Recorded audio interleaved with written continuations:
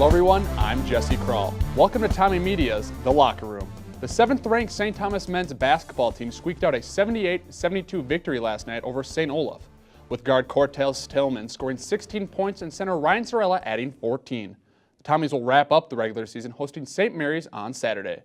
With their 11th consecutive regular season MIAC title secure, St. Thomas has earned the #1 seed for the MIAC tournament next week. I'm joined today by Coach John Tower, guard Cortez Tillman, and Ryan Saarela. Thanks for coming in, guys. Thanks for having us, Justin. So, Coach, as I mentioned before, you wrapped up another MIAC title. The team only has 2 losses this year. So what's been the key factor for the team's success? Yeah, well, I think we're, as a coaching staff, we're incredibly proud of the guys to win an 11th straight title, which has never been done before. And, you know, it's amazing. People around the country, I think, coaches see that and they almost don't believe it when you think about how difficult year after year after year. And, you know, these guys, Cortez and Ryan, along with our other starters, you know, Grant Schaefer, who's a junior guard, Taylor Montero, and then Ryan Bull and Jimmy Remke. Those 6 have really been like 6 starters all year long. And I think the thing that we've been most pleased with is their consistency, that across 24 games, night in and night out, and every single practice, they bring a tremendous amount of effort and energy, but they're also ridiculously unselfish. When you look at our scoring and you look at the way these guys play, it's a joy to coach them because their unselfishness and work ethic, there's no secret to our success. So, Cortez, you've had a lot of success this season as a starter, but last year you're the MIAC 6th man of the year. So how does those 2 seasons kind of compare, and what did you learn from last season that you earned this season? Well, I think the biggest thing that last year me and JT talked about was just coming off the bench with as much energy as I could. So for that, coming into this season, it was more starting the game off, like right from the tip, just starting with as much energy as I could to bring to the team. So how much of a role did Alapate kind of play in that shadowing? It was a big role. I worked out with him every day in the summer and leading up to basketball season, and he taught me a lot about just how to run, the spacing on the court for a shooter and things like that. Kind of looking at the post, Ryan. You've had Tommy Hannon to look up to. You've had Connor Nord to look up to. And now yourself, you're playing a really strong post presence this season. So what does the coaching staff kind of do to undershadow that this post game has to be huge in this offense?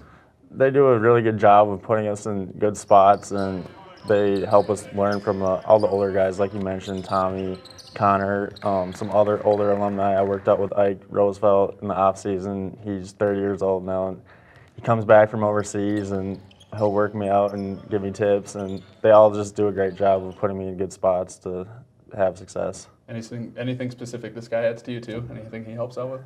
I mean, he helps out with a lot. He puts me in a good spot and gives me just different tips on how the defense is going to guard me each night and what to look for.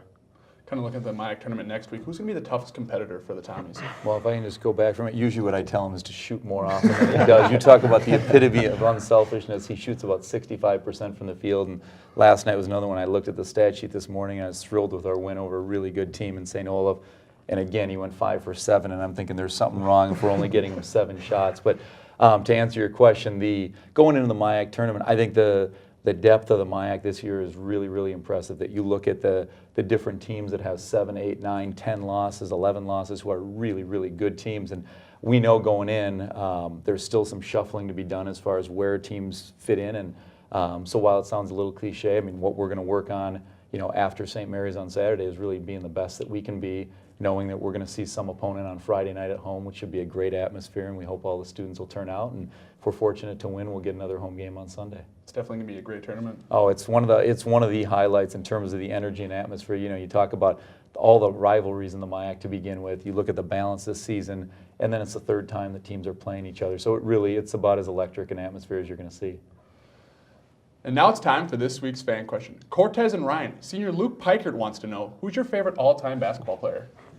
Mine is Allen Iverson. He's pretty much the biggest reason why I started playing basketball, just growing up watching him in the finals and just winning that MVP. Ryan? Mine's Kevin Garnett. Ever since I've been little, he's always been my favorite player. Just the energy that he brings every night.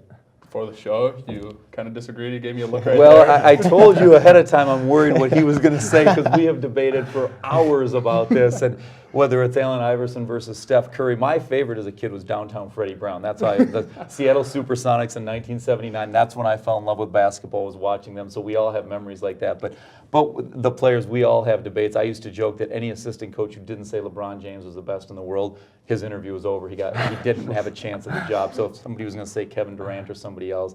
Now, I do think Steph Curry is, he's right up there right now. But Tez and I have had a lot of arguments about Allen Iverson versus Steph Curry. Thanks for coming in, guys. Thank you. Thank you. If you have a question, tweet it to @TommyMedia. Thanks for watching. With Coach John Tower, Cortez Tillman, and Ryan Saarela, I'm Jesse Krull. We'll see you next time in The Locker Room.